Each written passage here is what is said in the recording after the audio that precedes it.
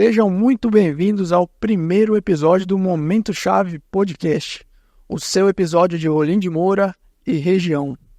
E antes de eu apresentar o nosso convidado especial e ilustre de hoje, eu queria fazer uma menção especial aos parceiros e patrocinadores que acreditaram nesse projeto desde o início, desde antes mesmo desse primeiro episódio. Então eu queria fazer um agradecimento especial à Farol Faculdade de Rolim de Moura, a Rolinet Fibra Ótica, a Farmácia Popular Bom Jesus e ao Rolim Notícia, a casa do Momento Chave Podcast. E hoje, como primeiro convidado ilustre, eu recebo aqui o José Roberto de Jesus. Ele é empresário no ramo de farmácias, chegou em Rondônia em 1975 e em Rolim de Moura em 1981. Para muitos é conhecido como Jesus e para mim é conhecido também como meu pai. Pai, seja muito bem-vindo ao primeiro episódio do Momento Chave Podcast. Grato pelo convite, tá? E antes de você se apresentar, eu já queria deixar uma primeira pergunta, uma reflexão. Aí você se apresenta. Como é que foi chegar a Rondônia, a Rolim de Moura, na data que você chegou e acompanhar esse primeiro desenvolvimento? Quais os motivos que fizeram você se instalar no estado de Rondônia, né, na cidade de Rolim de Moura? Seja muito bem-vindo e grato pelo aceite do convite. Agradecer a você pelo convite, né? É um prazer duplo, na verdade. Primeiro, como seu pai, né? E segundo, por estar estreando esse seu projeto, né? O Momento Chave Podcast. E é um prazer estar aqui como seu primeiro convidado. A situação de Rolim de Moura, de ter chegado, como foi isso, na verdade foi uma idade em que você ainda está acompanhando os pais, né? Nós chegamos em Cacoal em 1975, meu pai veio para Rolim de Moura em 79, foi ali para 164, e em 81 ele veio para a cidade, já tinha aula para mim aqui, eu tinha ficado em Cacoal para estudar, então eu vim para cá. Mas ainda é aquela situação de acompanhar os pais, né? Na verdade foi assim por estar acompanhando os meus pais, né? E essa é uma coisa assim que eu já tenho que começar abrindo um parênteses, porque meu pai sempre teve essa preocupação de que a gente precisava estudar. E ele me largou em Cacoal por isso, né? Exatamente para poder estudar, e quando tinha aula daí eu vim para cá. Então eu vim em 1981 e eu sou da primeira turma de formandos de 8ª série de Rolim de Moura. A primeira turma de formandos de 8ª série, eu estava nela. E quando você chegou a Rolim, então, por conta, né, dos meus avós, você já tinha um pensamento empreendedor? Como é que era a sua mentalidade naquele momento? Pensava aí, qual era a realidade de trabalho, né? Porque sabemos que você é pioneiro no ramo de farmácia aqui em Rolim, mas em algum momento essa mentalidade ela mudou para o lado empreendedor. A gente sabe que trabalhou por muito tempo, né, ajudando, né, o meu avô Antônio, e em um momento foi para a farmácia, trabalhar para a farmácia, e depois foi para esse lado do empreendedorismo, né, da Farmácia Popular Bom Jesus.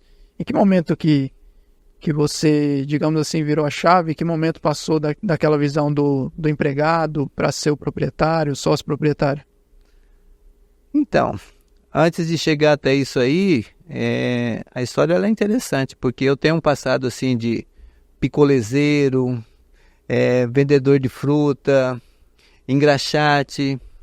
Quando meu pai veio para Rolim, eu lembro que ele foi me deixar eu fiquei trabalhando numa sorveteria num primeiro momento, aí não deu certo, eu fui morar com o pessoal de farmácia lá, e foi o meu primeiro contato com farmácia em 1977. E eu tive várias oportunidades assim de sair do ramo de farmácia. Mas na verdade foi uma coisa assim que ela entrou no sangue, para te falar a verdade. Porque Rolim de Moura, por exemplo, teve uma época, eu lembro bem que o Banco Beron, por exemplo, aqui, tinha um time, era um time assim respeitado, né? Pelos pessoal que estava no banco, que trabalhava no banco, e a própria gerência do banco chegou a trazer assim, algumas pessoas trabalhar, o pessoal que jogava futebol. E essa época foi uma oportunidade que eu tive, por exemplo, de virar bancário. Isso, né? Que ano, mais ou menos? Isso provavelmente 80 e... 83, 82, por aí, né? E na verdade, eu poderia ter virado aquela época até por conta do futebol, mas eu optei por continuar na farmácia. Então, a farmácia, assim, ela sempre esteve presente na minha vida, e as poucas vezes que eu fiquei fora do ramo de farmácia, depois dessa época de 77 para cá, foram os anos, assim, que meu pai me tirou por algum motivo para ficar com ele no bar, para cuidar de alguma coisa, assim, da família e tal, que eu fiquei fora da farmácia. Até que em 91 a gente teve a oportunidade de começar um empreendimento nosso. Pai, você também é de uma geração que temos ainda muitos empresários aqui, né, em Rolim de Moura dessa época, que empreenderam essa época, chegaram, talvez uns até um pouco antes, né, outros um pouco depois, mas empresários consolidados aí na cidade que se estabeleceram e hoje tem muito sucesso aqui, seja Rolim de Moura, na região.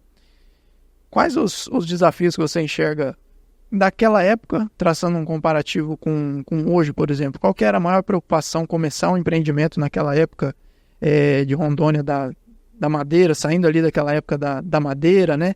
Quais eram os desafios do empreendedor naquele tempo e traçando um paralelo com hoje? Qual o maior desafio hoje?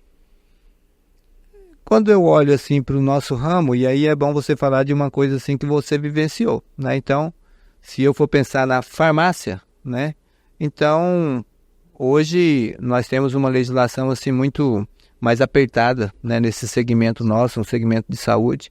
E então era muito mais fácil você começar um negócio naquela época. Hoje, você iniciar, por exemplo, para quem quer empreender, por exemplo, no ramo de farmácia, hoje as exigências são muito grandes por parte da Anvisa, Agevisa, todas as agências reguladoras de saúde, né?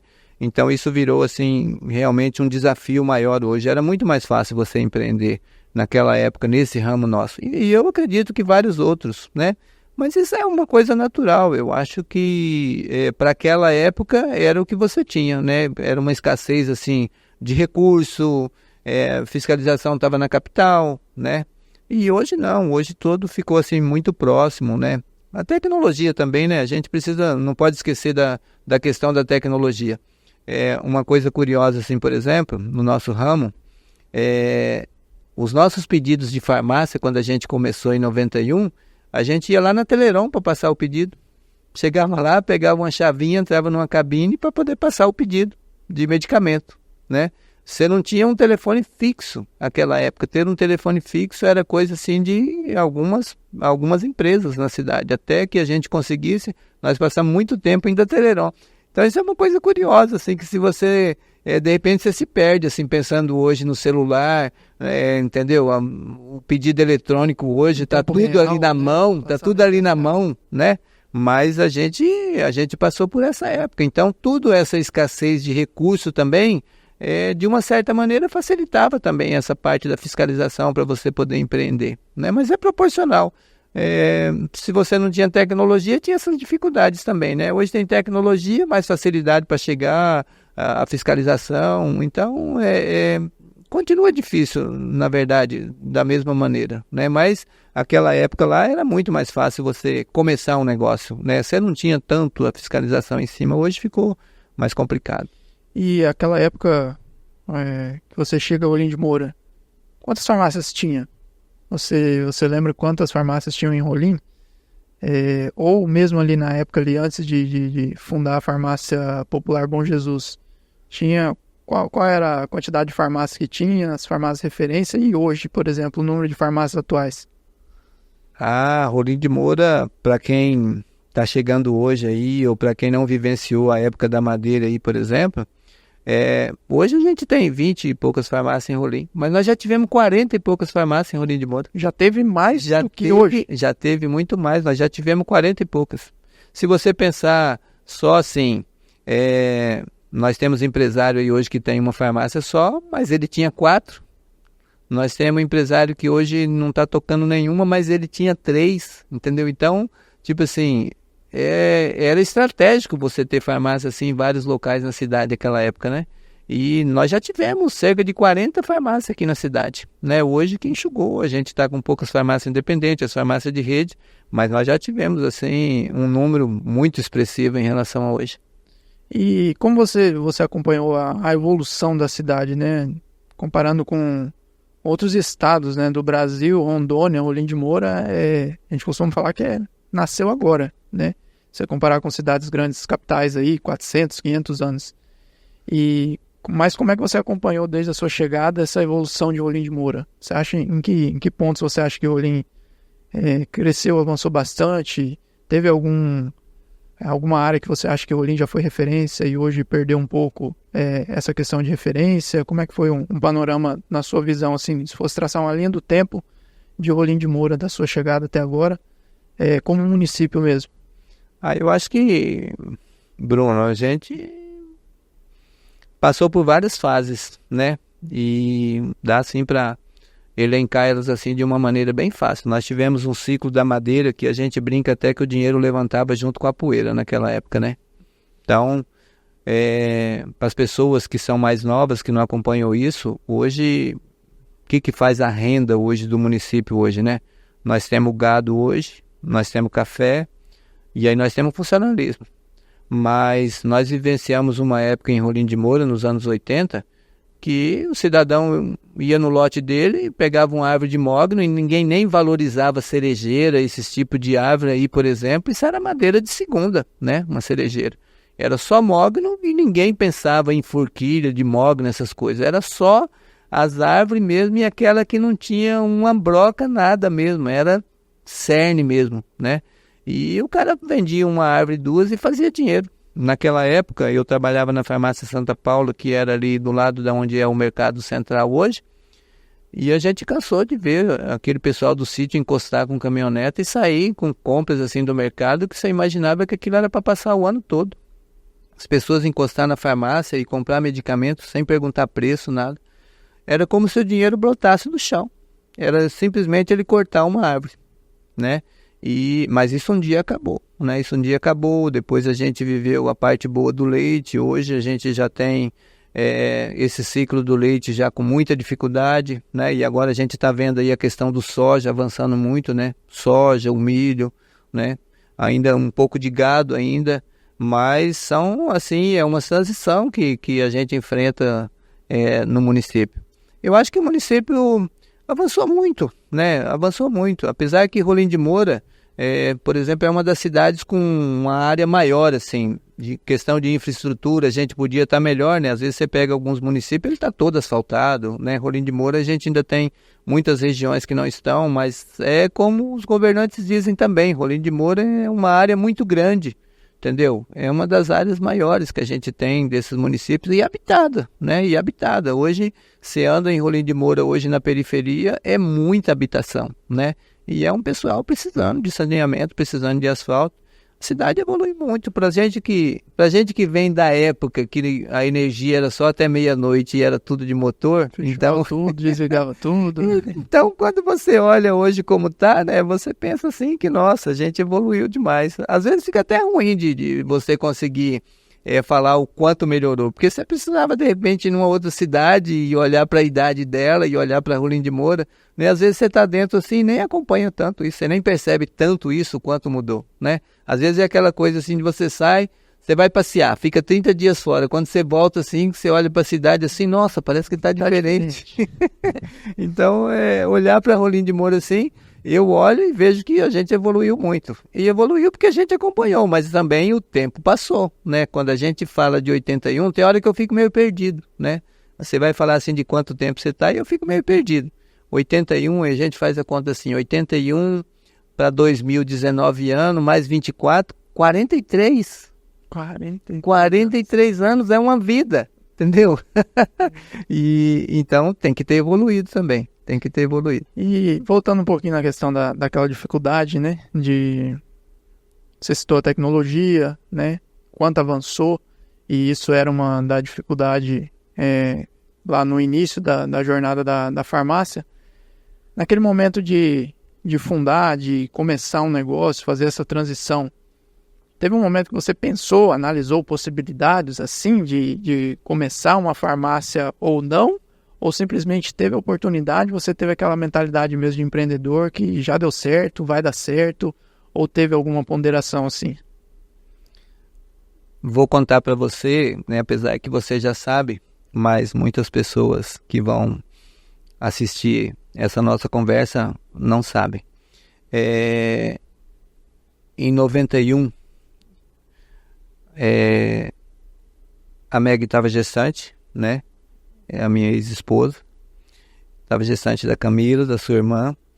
E eu estava trabalhando, vim para ficar 15 dias na farmácia aqui na Cidade Alta. O rapaz tinha um funcionário que precisou levar uma criança para São Paulo e eu estava desempregado, procurando emprego. Estava esperando uma oportunidade na cidade, tinha feito alguns contatos e apareceu essa oportunidade para mim ficar 15 dias, que era o tempo que o rapaz ia a São Paulo. Deus encaminhou as coisas que o rapaz foi para São Paulo e ele precisou ficar um pouco mais lá e eu acabei ficando mais tempo na farmácia e eu estava assim tão dedicado cuidando da farmácia que um dia o homem falou assim: por que você não compra essa farmácia para você? Você cuida tão bem disso aqui, tá, a gente fica até sem graça aí, porque a gente é dono e tal, mas não entende. E eu falei, não, mas a gente não tem condições. E nós juntamos as economias minha, da sua mãe, emprestamos mais um dinheiro ainda do nosso compadre, que é o padrinho da Camila, do Ivaí, à época. E eu confesso para você assim que eu passei vários meses sem dormir, principalmente o primeiro, porque eu nunca tinha feito um compromisso de ficar devendo dinheiro. E a gente parcelou a farmácia naquela época em 6 vezes. E eu tinha uma parcela para pagar no primeiro mês. E era um valor alto, né? Um valor assim que a gente nunca tinha feito compromisso com aquilo lá.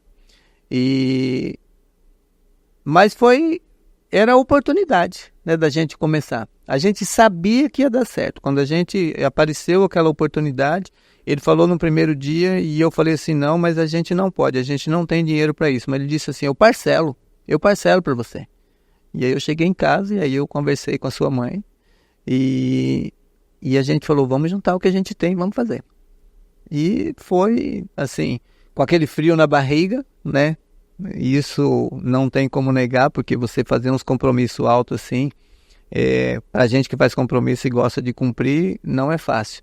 Mas graças a Deus foi ali que a gente começou e vivemos assim uma época de bastante sucesso, chegando a ter 3 lojas na cidade, né? Hoje a gente está só com uma, mas começou ali, né? Um período assim áureo da nossa empresa, exatamente naquele momento, em outubro de 91. E passou, você bem disse que passou por várias fases, né? De Rolim de Moura, várias fases da farmácia. Você enxerga que, na visão do empresário, muitos falam que a dificuldade maior está no começo, né? Você começar a fazer um planejamento, fazer um plano de negócio. Outros empresários já vão falar que a dificuldade é você manter, né, um negócio. A partir do momento que começa a entrar a folha de pagamento e aumentar planos de expansão, muitos se perdem ali nessa questão de gestão. Você acha que qual foi o sucesso que a Farmácia Popular Bom Jesus tem hoje de ainda atender uma gama muito grande de Rolim de Moura?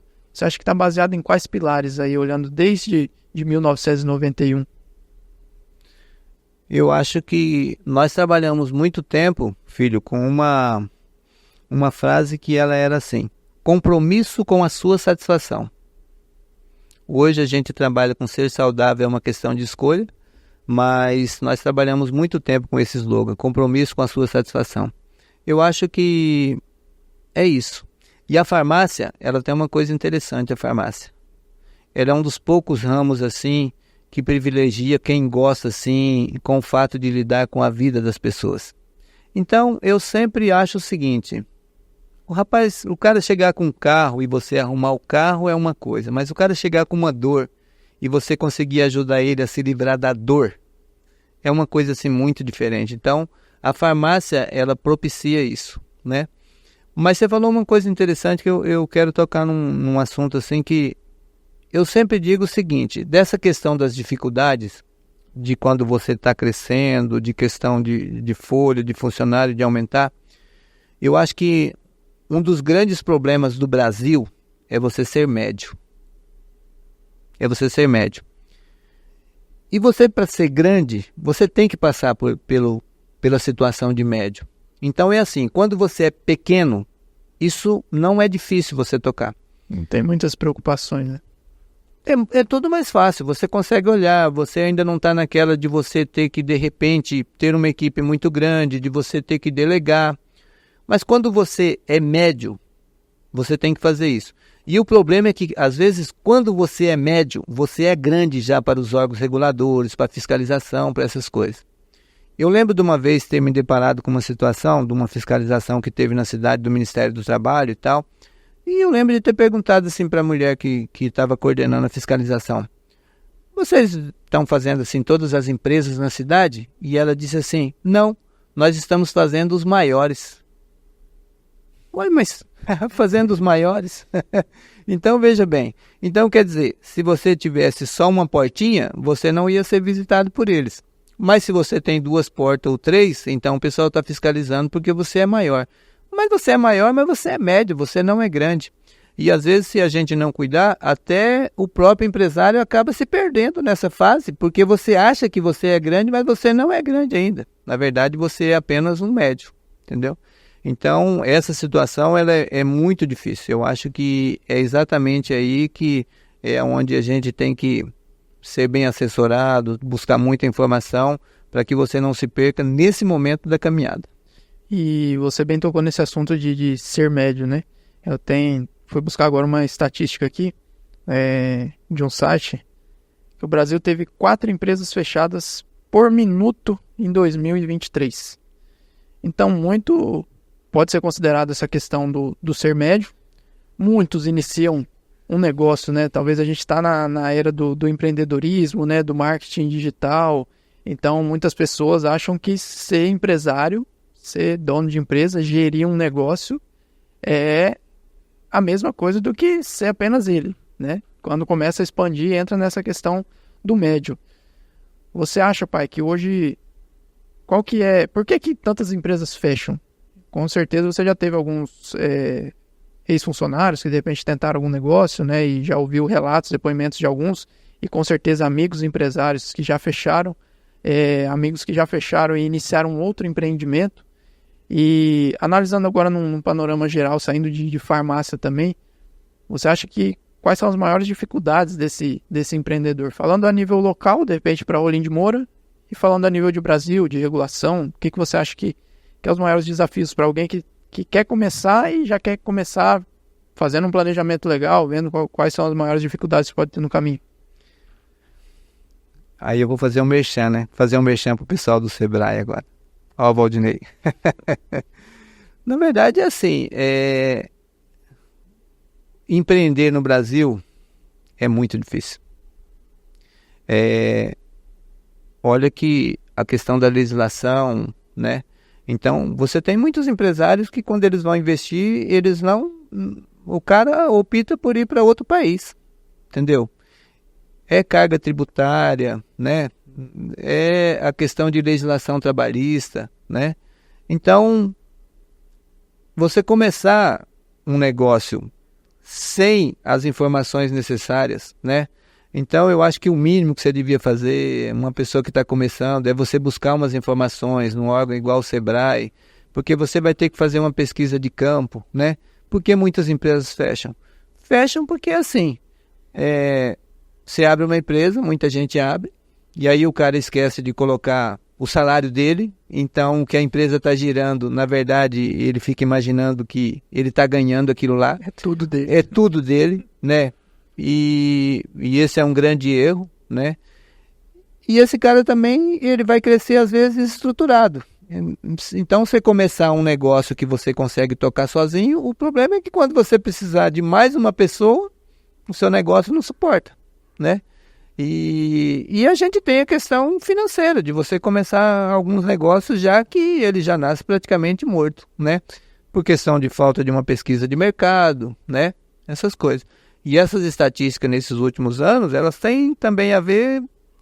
O brasileiro não é um empreendedor nato, né? Mas nesses últimos anos agora, com essa situação toda de pandemia e pós-pandemia, muita gente começou a empreender assim com coisas, né? Essa situação do MEI, então é um monte de gente que virou MEI e abriu uma empresa para ele, né?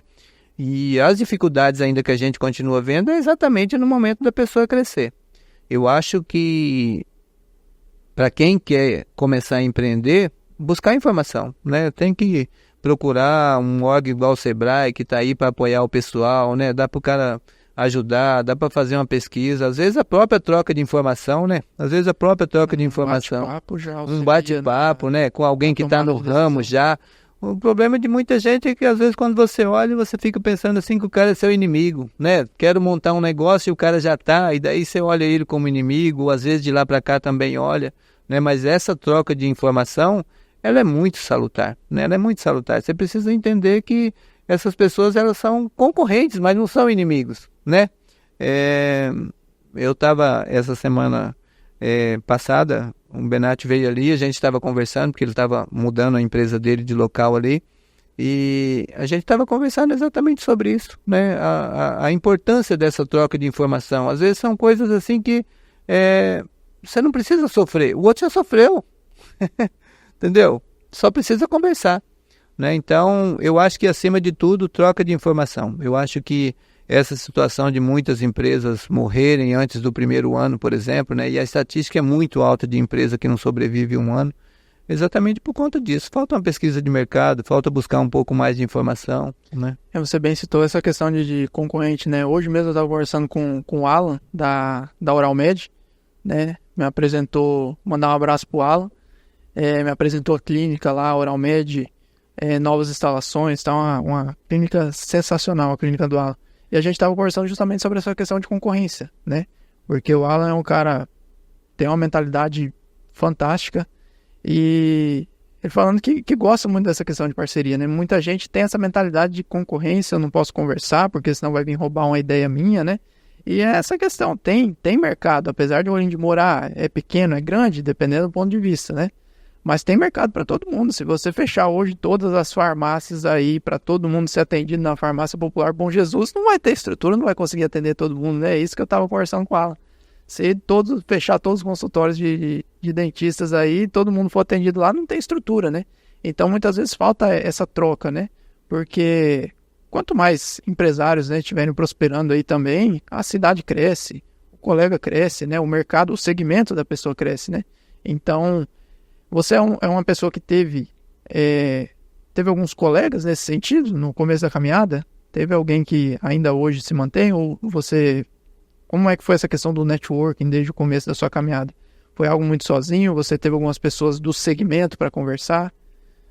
Não, no início a gente não tinha muito isso não, né? Era muito brucutu. No início era muito brucutu isso aí. Mas a gente sempre foi assim de buscar informação, né?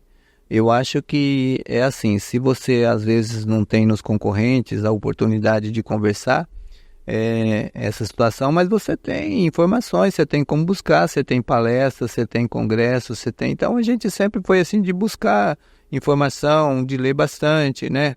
Sebrae mesmo, a gente assim foi muito próximo do Sebrae, com vários eventos deles, a gente participar, de buscar informações junto a eles também para esse segmento nosso, e acima de tudo buscar informação. Essa semana passada mesmo eu estava conversando com alguém lá na farmácia, eu estava dizendo: rapaz, eu estou louco para viajar, para mim ir num congresso de farmácia e pegar uns cabras assim que são da nossa área de farmácia e que trabalha com tendência, para a gente olhar para onde está caminhando a farmácia, né? Como é que está esse segmento nosso?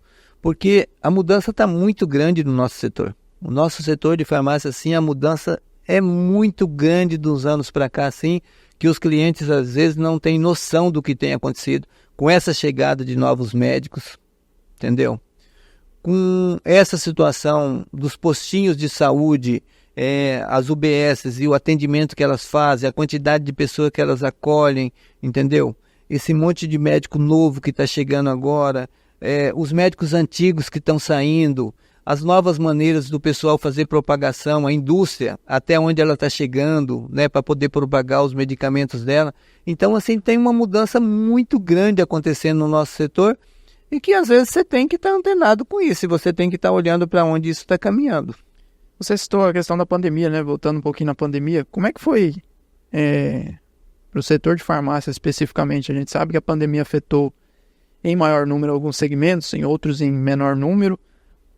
Mas no começo da pandemia pegou todo mundo de surpresa, né? Porque aquele negócio fecha tudo e aquelas incertezas, né? A gente tem que fazer uma ressalva também, porque até para os próprios governantes lá naquele início fica todo mundo de mãos atadas. Depois que você começa a pesquisar e pegar a referência lá de fora, né? Mas no começo ali da pandemia foi algo muito incerto. Como é que foi essa questão da passar pela pandemia, essa questão do atendimento? Porque a farmácia, ela está em contato direto com gente, como você bem disse, tratando dores, né?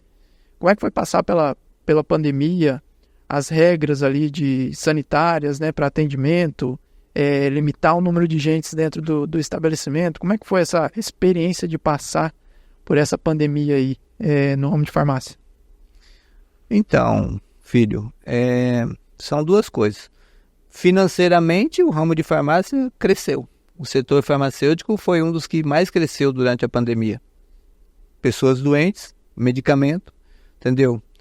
Quem não ficou doente não queria ficar. Então, tipo assim, para a farmácia, só não lucrou mais o setor farmacêutico porque faltou matéria-prima para produzir, né? Nós chegamos a ter dias assim, por exemplo, que você não tinha um xarope para vender para as pessoas que tinham tosse. Anti-inflamatório você não tinha. Chegou a faltar alguns medicamentos assim que os médicos passavam e que eram básicos. Por um outro lado, né, uma coisa triste você lembrar. Eu lembro um dia aqui na Cidade Alta ali que fechou tudo. Fechou tudo, ficou só a farmácia aberta. Entendeu? Fechou todos os comércios. O pessoal falou, daqui a pouco vai vir passando um fumacê aí, né? Um negócio impensável. Nossa, e parecia assim uma cena de Velho Oeste, assim, entendeu? Aquela cidade fantasma, assim, que ia entrar um cavaleiro, assim, né? Para quem lembra dos Bang Bang antigo, ficava todo mundo escondido e aí entrava um cavaleiro lá na cidade lá e tal, entendeu? E todo mundo escondido, né? Rapaz, não tinha ninguém na rua, se você desse um tiro não acertava em ninguém, entendeu? Então, assim, foi uma coisa muito triste passar por isso aí. As próprias barreiras dentro da farmácia, né? O medo, né? Nossa, quantas vezes assim de você chegar uma pessoa e falar que queria falar com você e quando você entrava com ele na sala de aplicação, por exemplo, para conversar com ele, e aí chegava lá, o cidadão falava assim, não, é que eu tô com Covid, e aí eu queria ver se você passa um remédio para mim. Não, mas você tá com Covid, vamos lá para fora, sai daqui de dentro. Entendeu? Então, tipo assim... então o medo, né? Tinha dia assim que você pensava, não, hoje eu me contaminei, não tem jeito, hoje foi tanta gente, entendeu? Eu lembro quando a sua avó teve, né, a minha mãe, naquele dia que minha mãe positivou, era uma segunda-feira, eu estava cuidando de pessoas que tinham feito o exame e que tinham vindo até mim para me medicar. Minha mãe foi a 18ª paciente, eu tinha 17 pessoas que eu estava monitorando porque eu tinha medicado. Porque geralmente eu tinha adotado uma linha tipo assim, medica, se no dia seguinte a pessoa estiver melhor, tá tranquilo, se não estiver melhor, você pede para ela ir para o médico, precisa ir para o médico. E a minha mãe, ela foi a 18ª paciente, positivou numa segunda e pai positivou na quarta-feira da mesma semana. E a princípio eu não queria cuidar da minha mãe, mas a gente não tinha médico na cidade para cuidar. Eu lembro que a doutora Ingrid tinha chegado de uma viagem e eu liguei para ela e ela disse, não posso pegar a sua mãe para cuidar, eu estou com tanto paciente que eu não vou conseguir cuidar dela. Liguei para a doutora Vanusa à época e ela disse assim, eu estou aqui no Einstein com meu esposo, nós dois estamos com Covid. E eu falei para os meus irmãos, olha, se mãe não melhorar de hoje até amanhã cedo, vamos fazer uma medicação, amanhã a gente interna ela no HCR. Sua avó, como você sabe, ela é diabética, é hipertensa, tem problema de tireoide, é cardíaca, né? Mas graças a Deus eu lembro que o pulmão comprometeu 40%, o pai comprometeu 10%, mas a gente conseguiu cuidar assim com a ajuda de Deus. Mas foi um período assim que, nossa, eu acho que a gente vai ver alguns livros daqui a alguns tempos, né? E imagens dessa época, e foi uma época muito triste, né? E assustador a gente imaginar que a qualquer momento a gente pode passar por uma situação dessa novamente, né? Eu lembro bem dessa época, né? Eu tive perto aí desse cuidado com os meus avós, né? Com minha avó e com meu avô. E quando você olha para trás, e eu também lembro de você no seu celular né, atendendo muita gente ali, você costumava colocar fulano, Covid, colocava data, né? E para monitorar, e era muita gente. Eu lembro que era muita gente que você cuidava por dia, né? Pessoas que nem iam até a farmácia, pessoas que de casa já mandavam mensagem pro Jesus. Você olha para esse cuidado também, você se valoriza porque você auxiliou o sistema de saúde público, digamos assim, também de alguma maneira, né? Muitas pessoas, antes de procurar os órgãos públicos, né, a UPA, o hospital, recorriam ao primeiro atendimento ali com você. E você consegue olhar para ver a importância também que você teve nesse processo aí para tratar muita gente? Você falou aí que eu colocava o pessoal. Essa semana agora, o Rafael estava lá na farmácia e eu fui ligar para a mãe dele, e aí a mãe dele foi uma das pessoas que eu tratei, e ainda estava assim, Covid Luzia. E ele olhou no meu celular e falou, mãe, quem é Covid Luzia? Ele chegou lá e falou, minha mãe quer que você liga para ela. E eu fui pegar o meu celular e eu não tirei ainda o nome das pessoas, deixei lá, de alguma maneira assim, tem muita gente que a gente cuidou naquela época. Mas falando sobre o que você disse aí da questão de ter auxiliado, eu vejo assim, filho, a farmácia ela é um negócio assim de muita responsabilidade. Eu costumo falar que a farmácia ela não é para qualquer um. Então, é lógico que isso é prazeroso, né? Eu disse para você lá que a farmácia ela oferece assim umas situações assim de você poder aliviar a dor das pessoas assim que tem, entendeu? Outros ramos não oferecem isso. Mas é uma coisa de muita responsabilidade. Eu sempre olho muito assim pela questão da responsabilidade, né? Eu, graças a Deus, das pessoas que eu cuidei na pandemia, nenhum dos pacientes que passou pela minha mão num primeiro momento assim, morreram. Entendeu? Nenhum morreu. E isso é uma coisa assim, graças a Deus. Mas eu tenho pessoa que me ligou e falou assim, eu vim aqui porque eu estou sabendo que você tem passado medicamento, as pessoas têm melhorado e tal. Mas eu tenho pessoas que, de repente, ele foi para Cacoal porque ele não melhorou, não reagiu com a medicação e foi parar em Goiânia. E pegou UTI, tudo e tal. Não morreu, mas são pessoas assim que você não conseguiu resolver o problema dele ali na farmácia. Então eu vejo assim muito mais pelo lado da responsabilidade. Mas tem duas coisas assim que eu preciso te falar. Mexer com farmácia, o prazer está exatamente nisso. De você, através dessa responsabilidade, você sentir prazer de poder cuidar das pessoas, né? E a parte do empresário, né? Aquela parte lá que a gente estava falando, voltando lá atrás um pouquinho, de você empreender, de você ter empresa, é porque, apesar de todas as dores de cabeça, dessa situação de legislação, dessa situação de fiscalização, de tudo que pressiona o empresário, mas você precisa sentir prazer quando você chega de manhã cedo assim e passar a chave assim e falar, é meu. Se você não tiver prazer nisso, não tem graça. Porque é isso que sobra no final, entendeu? E essa parte das pessoas também é um negócio de muita responsabilidade. Ah, mas como é prazeroso você ligar de repente para a pessoa, você medicou ela e ela falar assim para você, hein? Graças a Deus, olha, eu estou muito melhor que ontem e tal, depois da medicação. Então, eu acho que, aliás, essa é uma das coisas assim que ajudou a gente a se manter assim no mercado depois de muito tempo. É exatamente essa preocupação de monitorar, de saber se a pessoa está melhor, né, de se comprometer com o que você passou, né? A farmácia é um negócio assim, você pode fazer um pós-venda numa loja de imóveis, né? Então o cara vende uma televisão e liga para você, a televisão funcionou, tá boa? Mas você ligar para o paciente no outro dia, o cara chega e fala para você assim, eu tô com uma tosse que nada corta, e aí você passa um xarope para ele, passa uma medicação para ele, no outro dia você liga para ele e fala, cara, graças a Deus consegui dormir. Ah, isso não tem preço, isso é muito diferente, não tem nenhum outro segmento que pós-venda é tão prazeroso como pós-venda de farmácia. Eu queria fazer uma menção agora, né, mudar um pouquinho o tema, para uma mensagem da Farol, nossa patrocinadora aqui do Momento Chave Podcast, que a Farol está com matrículas abertas para o vestibular 2025 para o primeiro semestre, né? A Farol, você foi aluno, né, da nossa Farol, Faculdade de Rolim de Moura, né? Pioneiro aqui de Rolim, passou pelo curso lá. Em que ano exatamente que foi?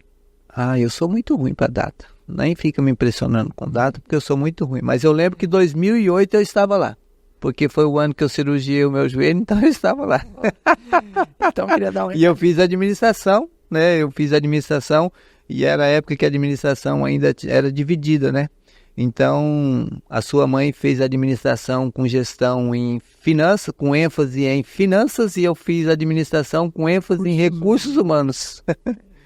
Então, eu queria dar esse recadinho aí, que as inscrições estão abertas. Então, você que passou o Enem, está pensando em fazer um curso aqui em Rolim de Moura, a Farol, acessa o site lá, vestibular.farol.edu.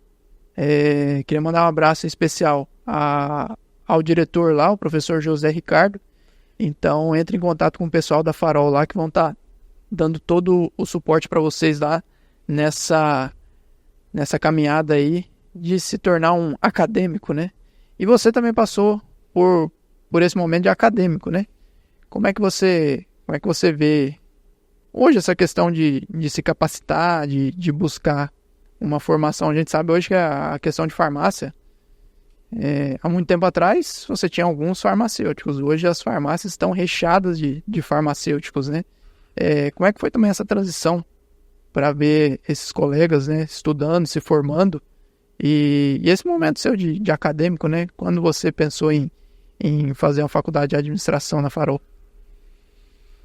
Então, eu sou da segunda turma. Teve uma primeira leva na Farol e eu fui na segunda.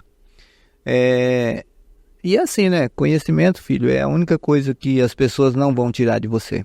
O conhecimento ainda continua sendo tudo ainda, né? Você conversar com uma pessoa e dominar o assunto que você está conversando com ele, isso ainda faz toda a diferença ainda no mercado.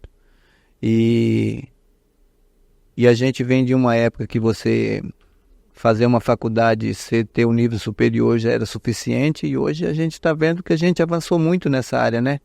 Hoje você quase que ser um especialista, né? Para algumas áreas já não está sendo suficiente, você já precisa pensar em alguma coisa superior. Então é muita gente com mestrado, muita gente com doutorado, né? Mas isso é uma coisa extremamente necessária. Eu acho que capacitação, não dá para você ter um profissional que não domina, que não conhece o que ele está trabalhando, né? Então, e felizmente hoje a gente tem essas situações. Olha só para você ver como a gente conseguiu evoluir nisso aí. Em 81, eu disse para você que eu fui da primeira turma de oitava série de Rolim. Então eu vim em 81 e fiz a oitava série. Aí em 82, 83, 84 eu fiz magistério. Entendeu? Era a única opção que a gente tinha em Rolim. Nós fizemos magistério. Aí eu não tinha como sair para estudar. Eu queria fazer farmácia, por exemplo, o lugar mais perto naquela época para fazer farmácia era Goiânia. Pago. Goiânia. Pago. Cuiabá não tinha farmácia, para você ter uma ideia, naquela época, em 84. E eu fui fazer, e depois que eu terminei de fazer o magistério, eu fui fazer o que o pessoal chamava de científico. Eu fiz mais 2 anos. Aí os caras falaram que o primeiro era básico, então você podia fazer, já entrar no segundo. Porque o científico era o que dava base se você fosse fazer um concurso, alguma coisa, porque eu tinha feito magistério e o segundo e o terceiro era praticamente em cima da grade didática, fundamentos da educação, enfim, era como você dá aula, né? E eu fiz mais 2 anos, né? E eu quero falar para você da dificuldade que a gente tinha para chegar até o ensino e fazer o que você gostava, né? De se profissionalizar, de repente, através do conhecimento naquilo que você queria. E hoje a gente tem a oportunidade aqui na cidade com faculdade, N cursos, entendeu? Especialização. Então, hoje, o cidadão hoje está muito mais fácil para ele poder se capacitar. E, como eu disse no início da conversa, conhecimento é tudo, entendeu? É o que ninguém vai tirar de você.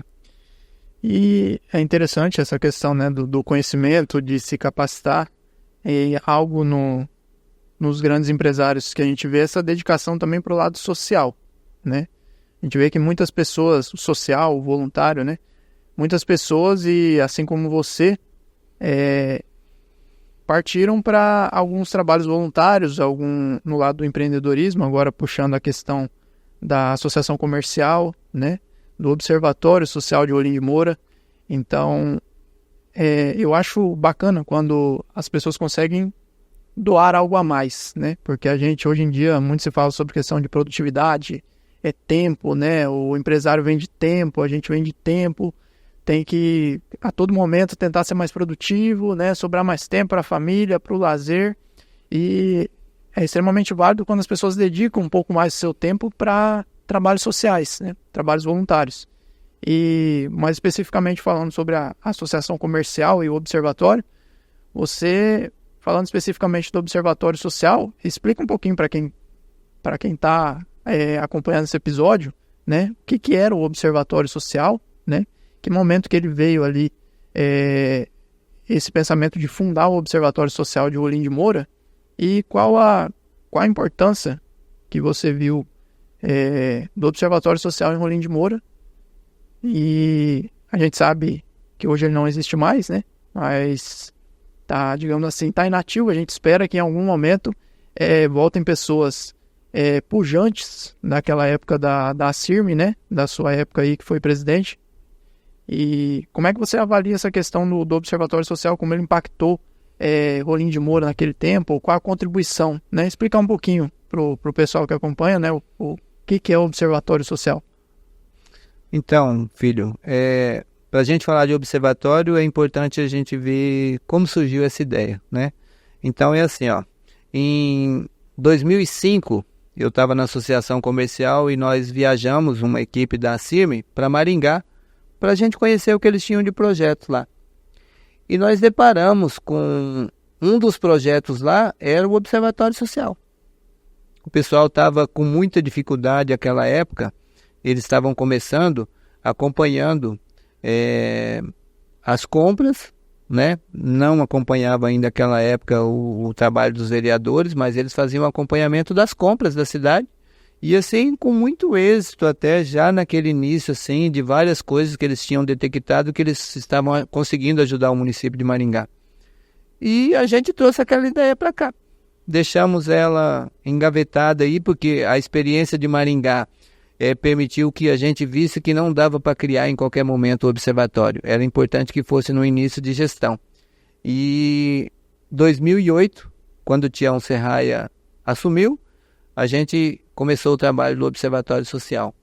E que foi assim ao longo do tempo que o Observatório atuou, um trabalho assim de acompanhar as compras da prefeitura e acompanhar a produção da Câmara Municipal.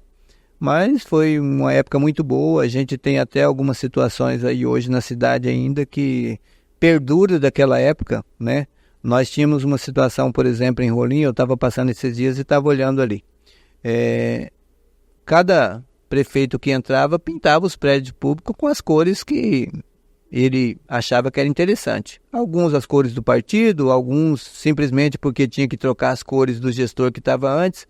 Só que, na verdade, a ideia de se precisava pintar ou não, ela ficava para trás, né? E a gente conseguiu fazer um projeto à época, nós levamos um painel, envolvemos os engenheiros da prefeitura, olha só que coisa legal. A gente pegou os engenheiros da prefeitura, pegamos os engenheiros aqui da cidade e o pessoal apresentou uns desenhos de cores, com cores. A gente trabalhou no anfiteatro, então o pessoal pegou o anfiteatro, fez um painel com cores, né, como se fosse um anfiteatro pintado, e a gente levou esse painel para as escolas, para os bancos, para o pessoal votar. E nós tivemos 700 e poucas pessoas que votaram à época para escolher as cores que seriam pintados os prédios públicos, né? E isso foi para a Câmara e virou uma lei municipal. Então, hoje as cores que estão aí pintando, aquele marronzinho lá, um meio degradê lá, enfim, foram cores que a população escolheu, né? Não tem nada a ver com a cor que o observatório queria e tal. Quer gostem, quer não, mas foi uma coisa assim que evitou que cada governante que viesse pintasse da maneira que ele queria. Nós tivemos uma situação mesmo no Estado, quando o Confúcio Moura assumiu, o CEJA quase foi pintado de novo, exatamente porque precisava pintar com umas cores diferentes, porque tinha entrado um novo governante, né? Então são situações assim que a gente pôde trabalhar e pôde contribuir, e foi assim um período muito interessante. Como você disse, o observatório hoje está inativo, né? Algumas pessoas têm conversado sobre questão de ativar novamente e tal, e o que precisa é que, se for para ativar novamente, sejam pessoas sem compromisso partidário, né? Assim como a gente conseguiu conduzir a entidade, porque Rolim é um polo político muito forte, né? E é difícil até você encontrar pessoas assim que não tenham esses compromissos, que não estejam filiados, que não tenham sido candidato, né? Para poder desvincular realmente disso aí, né? E você poder assim ter uma isenção para poder fazer esse acompanhamento, né?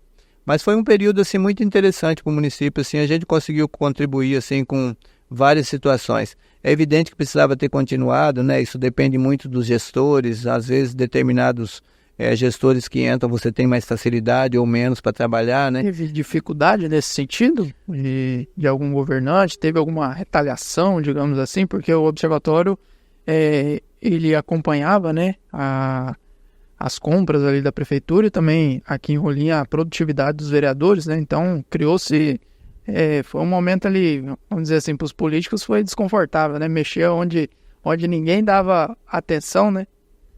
Eu acho que a palavra é mais isso aí, é só desconforto só, né? O pessoal às vezes gosta muito de ficar assim, bem à vontade, e de uma certa maneira, em alguns momentos assim, o observatório conseguiu incomodar, né? E produção de vereador, por exemplo, né? O que a gente chama de produção, de questão de projeto e tal, essas coisas, e você mostrar isso para a população, né? Eu acho que nós somos assim, como cidadão ainda, nós somos muito alheio a essa situação, né? A gente vota, coloca o político lá e a gente acha que a gente já fez a parte da gente, né? E falta esse acompanhamento, falta essa fiscalização. E a gente, de uma certa maneira, fazia isso pela população, né? Isso incomoda, porque às vezes determinados tipos de políticos, às vezes ele quer exatamente que ninguém acompanhe, né? De preferência que você me deixe lá quietinho os 4 anos, né? Daqui 4 anos a gente volta a conversar de novo. Então, eu acho que a palavra mais certa aí é desconforto, entendeu? Retaliação, assim, eu acho que o fato da gente ser bem conhecido na cidade, eu acho que isso inibiu um pouco essa situação aí. E na maioria das gestões a gente teve facilidade para trabalhar, né? O observatório, assim, de uma maneira geral, a ideia foi muito bem aceita no município, né? E uma pena que a gente não tenha conseguido fazer assim uma sucessão com pessoas que continuassem tocando a entidade, a gente teve que parar. Mas, como você disse, eu espero que em algum momento apareçam pessoas aí que possam continuar tocando a entidade. Falando sobre essa questão de governantes, né, e você bem citou que Rolim, muitos usam esse termo, né, um celeiro político, né, então, daqui saíram governadores, senadores, deputados federais, né? Como é que você avalia essa conjuntura política e econômica, né? Juntando esse lado político e econômico de Rolim de Moura, desde daquela época lá, 1980. Você acha que muita gente acha que Rolim poderia estar melhor, muita gente acha que tá bem do jeito que está. Analisando essa questão, essa conjuntura política e econômica, como é que você enxerga Rolim de Moura hoje? O que você acha que dá para fazer para os gestores públicos para alavancar essa região? Porque no começo a gente falou a questão que Rolim é polo, né? Polo de muitas cidades. Tem muitas pessoas que vêm até Rolim de Moura, né? Da região, cidades vizinhas aqui, seja para consumir, seja para frequentar à noite aqui nos restaurantes, né? E o que dá para fazer na sua visão de empreendedor e conhecedor também de poder público, né? Dos governantes, para alavancar essa região aqui nossa da Zona da Mata, de Rolim? Eita, você fez um salseiro aí agora. Não dá para falar meia hora sobre isso aí agora. Eu sou dos que compartilham a ideia de que Rolim de Moura, em determinados momentos, foi prejudicado por ser esse celeiro político. E Em que sentido? na verdade, assim, nós tivemos o fato de você ter muitos líderes, né? Pessoas assim influentes nessa área na cidade, em alguns momentos isso atrapalhou. Se você tivesse uma pessoa só, era muito mais fácil lidar com isso. Então, aquele ciúme político de que o partido tal não pode fazer isso, porque senão o partido cresce e tal, entendeu? Nós tivemos várias situações no município assim, onde isso pesou, né? Eu acho que Rolim de Moura, pelo número de políticos que tinha e pessoas influentes, e nós não estamos só pensando a nível de estado, não, nós estamos pensando a nível federal. Eu acho que a gente podia ter aproveitado muito melhor isso aí. Eu acho que nesse ponto aí, eu acho que ficou devendo para a nossa cidade. Eu acho que Rolim ganhou com isso, mas podia ter ganho muito mais, né? Essa situação de como aproveitar, como é que você vai alavancar isso aí, olha que a nossa cidade passa por um momento assim interessante, né? Essa última campanha política agora, por exemplo, a gente está começando a perceber que aqueles grupos que a gente tinha, eles estão desaparecendo, né? E eu acho que é um momento assim, onde vão começar a aparecer novas lideranças, eu imagino, entendeu? Eu acho que esse é o caminho, né? Agora, olhando assim para alguns políticos que poderiam já nessa eleição agora, já não, poderiam ainda nessa, né, ter influenciado de alguma maneira, mas não influenciaram. Então, a impressão que dá é que alguns realmente eles encerraram o ciclo deles e a gente vai começar a despertar assim novas lideranças, né? Eu acho que o país todo passa por um momento diferente, né? Se a gente olhar para essa questão de conjuntura política e tal, é uma mudança assim muito grande a nível de país, né? E a gente espera que seja para algo melhor, né? Que seja para algo melhor. Mas a gente precisa mudar muito ainda como país em termos de legislação eleitoral, né? Tem muita coisa ainda que a gente pode evoluir ainda para poder melhorar todo esse cenário aí e isso refletir nas outras coisas, né? Eu digo assim que tem hora que, como empresário assim, a gente sabe que as coisas não caminham longe uma da outra, não dá para você deixar a política, ela influencia o tempo todo, né? O cara dá uma canetada lá e amanhã cedo você está sentindo no balcão da farmácia a diferença, mas eu confesso para você assim que em alguns momentos assim a gente deixa a política um pouco de lado assim, porque é um terreno assim que a gente precisava tratar com muito mais seriedade. Ela influencia, mas também ela não, digamos assim, o empreendedor ele consegue hoje prosperar ficando, digamos assim, apartidário? Consegue. As coisas é parecido com aquela situação assim, filho. Quando a gente começou em 91, o pessoal dizia que estava em crise. Aí se você for olhar 92, crise, 93, 94, 95, continua em crise hoje, tá sempre em crise, não, entendeu? A crise nunca acaba, entendeu? Então a gente tem aquela situação assim, tem gente que chora, tem gente que vende lenço, entendeu? Então eu acho que tem muito assim de você olhar para o momento e ver como é que você se sai. Às vezes você tá lá na farmácia, o cara chega e fala assim, daí, como é que tá as coisas? Tá bom. Mas movimento não sei o que, uai, tá bom. Se tivesse um movimentão, você compra mais. Não tá um movimentão, você compra menos. Mas tem movimento, entendeu? Então, tipo assim, então dá para viver sem você se envolver nesse mundo aí e tal. Ele influencia? Ele influencia. É muito importante que você coloque pessoas lá comprometidas e tal, né, com o setor, né, que busca alguma coisa diferente para o setor e tal. É importante? É importante.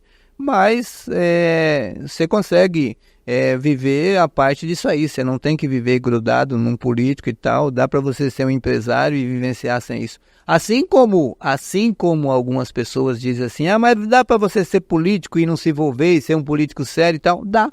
Dá também do mesmo jeito, entendeu? Então essas situações de que, o sistema não sei o quê, eu acho que se você é um cara sério e você entrar nesse meio da política como ela é hoje, eu acho que você vai ter muita dificuldade para você manter seus princípios e tal.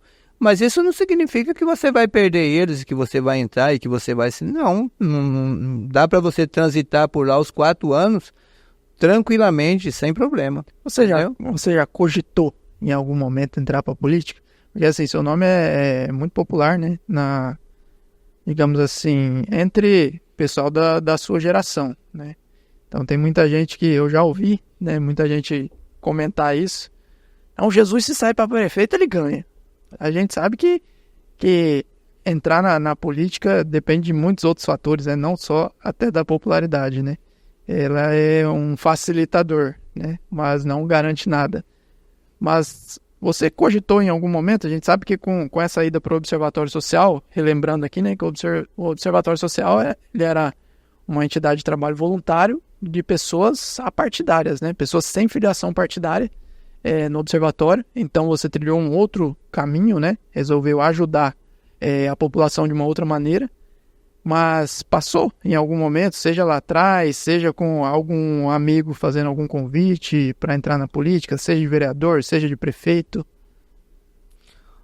Não, nunca tive vontade. Falar a verdade para você. Convite não faltou. Eu lembro que teve uma eleição aí que a eleição tinha acontecido, eu acho que não tinha uma semana, me procuraram porque o pessoal precisava montar um grupo para daí a 4 anos. Eu falei, meu Deus do céu, o pessoal nem assumiu, o pessoal que ganhou, vocês estão querendo montar um grupo para daqui 4 anos. Não, e a gente precisa de um nome, o seu nome foi cogitado lá e tal. Mas eu nunca pensei em transitar por esse setor aí. Eu acho que para pessoas que têm, assim, pontos de vista bem forte, você vai sofrer muito, entendeu? Você vai sofrer muito para você poder manter os seus princípios e eu confesso para você assim que nunca pensei assim, nunca dormi, nunca me peguei pensando assim, se eu fosse prefeito, e se eu fosse vereador, nunca pensei, apesar de ter sido convidado em várias oportunidades, né? E até para isso, na verdade, isso é um problema hoje em dia para as pessoas que são muito populares. Nós tivemos uma época em Rolim de Moura, 3 grupos muito fortes, 3 grupos políticos muito fortes. Se uma pessoa como eu, que foi convidado praticamente pelos 3 em algum momento, resolvesse entrar na política, a partir do momento que você aceitasse o A, o B ou o C, você viraria inimigo dos outros 2, que você não... Inimigo político. E a partir daí começa o problema. Entendeu? Porque, às vezes, dentro da política... Sua também, né? Não, muda tudo, né? Muda tudo. Aí, essas pessoas, às vezes, assim como a gente falava da questão do empresário que vê como inimigo, aí você tem um cara que você virou inimigo político. Então, agora é o seguinte, tem que revirar a família dele, tem que ver, entendeu? O comércio dele e de alguma maneira você vai ter que encontrar alguma coisa, porque esse cara não pode crescer, porque se ele crescer daqui a pouco ele vai ser deputado, ele pode ser governador, enfim. Olha, é uma situação assim, então mesmo essas pessoas que querem transitar hoje, que têm uma certa popularidade, têm dificuldade com essas situações de partido, por exemplo. Uma das coisas que quem vai entrar precisa pensar é que não tem como você ser político sem ter um partido. E às vezes o problema começa exatamente aí, na hora de você escolher o partido que você vai entrar. Já arrumou um monte de inimigo por tabela, né? Então eu confesso assim que eu nunca tive vontade de entrar nessa vida, não. Não digo assim, dessa água não beberei. Vai que, né, um dia um mosquito vem e pica você. Mas até hoje, graças a Deus, eu não tenho vontade, não. Pai, a gente falou bastante aqui sobre a questão de empreender também, né?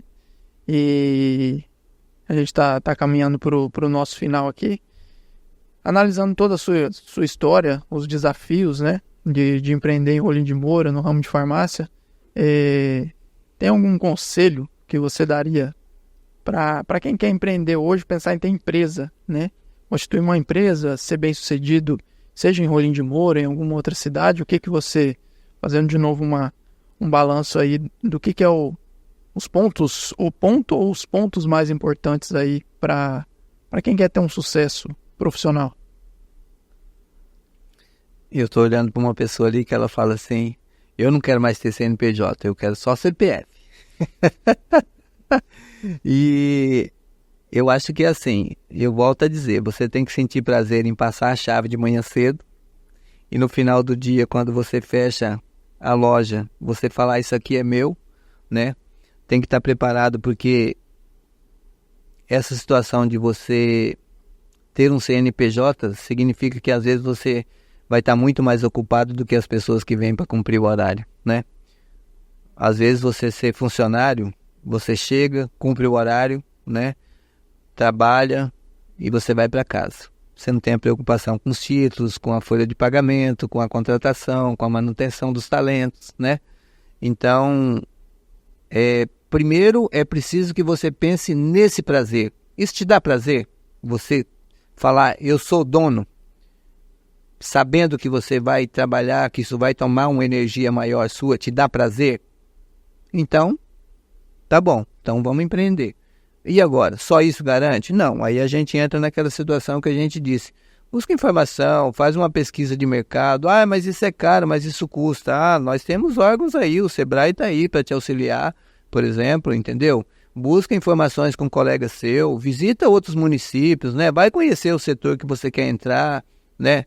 Verifica, os desafios são muitos, mas se você realmente sentir prazer nisso aí, eu acho que o caminho é esse. É se especializar, é conhecer aquilo que você quer, buscar informação, trocar conhecimento. Eu acho que... E muita coisa nova, né? Eu acho que, filho, olha, com essa situação de tecnologia hoje, do jeito que está, tantas portas novas se abrindo, né? Tantos segmentos novos que estão surgindo, que estão começando. Não precisa ser uma coisa tradicional. Precisa ser a farmácia física lá instalada, né? Tem tanta coisa hoje em dia aí que você pode começar, que é eletrônico, que é online, que é à distância, né?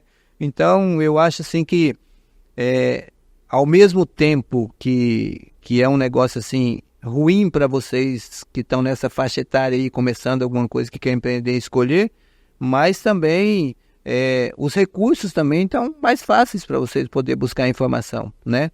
Então dá para se informar muito melhor, né? E quando começar a ter um nível de assertividade melhor. Aquela situação das estatísticas das empresas, dá para a gente mudar elas, né? Mas só precisa se preparar um pouquinho, né? Empreender não é só você começar um negócio, tem muita coisa por trás disso, né? Primeiro essa coisa da paixão, de querer, de você saber que é aquilo lá mesmo, que vai tomar tempo, né? Tem gente que não nasceu para ser dono de CNPJ, tem gente que nasceu para trabalhar, entendeu? E tem gente que nasceu para ir lá e cumprir carga horária, e não é para isso mesmo, e aí tem que ter cuidado, porque em algum momento, de repente, você acha que você pode mudar, você passou 20, 30 anos fazendo isso, e você nem aprendeu. Isso parece aquele caso daquele funcionário que às vezes ele fala assim, ele faz algumas coisas meia boca, e daí ele fala assim, não, mas quando eu tiver a minha empresa eu vou fazer direito. Não, a força do hábito. Você ficou tanto tempo fazendo meia boca que se você montar uma empresa sua, você vai fazer meia boca também. Então, tipo assim, realmente buscar, se especializar, entendeu? Se profissionalizar. E é preciso ter essa coisinha lá dentro, assim, mexendo com você, assim, de sentir prazer mesmo de ser sua. Senão vai ser difícil também você prosperar. Pai, antes de eu passar a palavra para você dar suas considerações finais, suas mensagens aí também, eu tenho 2 perguntinhas aqui para você. Se eu vou colocá-las em um contexto só, né, para você compreender melhor. Se você fosse pedir um conselho, pudesse pedir um conselho para alguém, qualquer pessoa que seja, para quem você pediria? E se você pudesse tirar uma foto com alguém do mundo, qualquer pessoa, né? Com quem você tiraria essa foto? Então, se você pudesse pedir um conselho para alguém, para quem você pediria esse conselho? E qualquer pessoa. E se você pudesse tirar uma foto com alguém, com quem você tiraria? Nossa, isso não estava no script, você não tinha conversado sobre isso. Se eu fosse pedir um conselho, para quem eu pediria?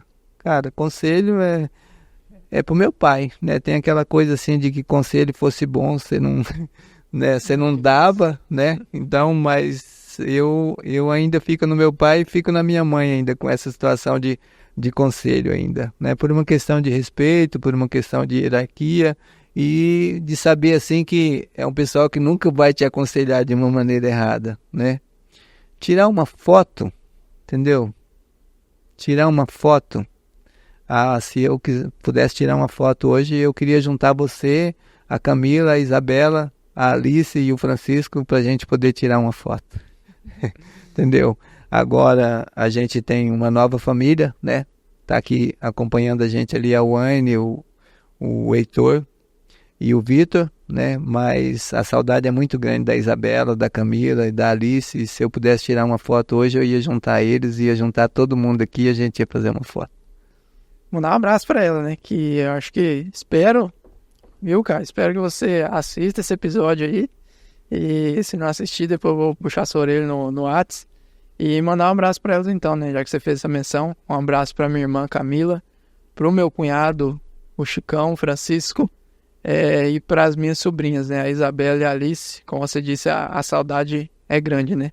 Estão ausentes fisicamente, mas sempre perto do coração. Agora eu passo a palavra para você, antes de eu fazer o encerramento do episódio. Se você quiser, qualquer que seja a sua mensagem, suas considerações finais aí desse primeiro episódio nosso do Momento Chave Podcast, pode ficar à vontade.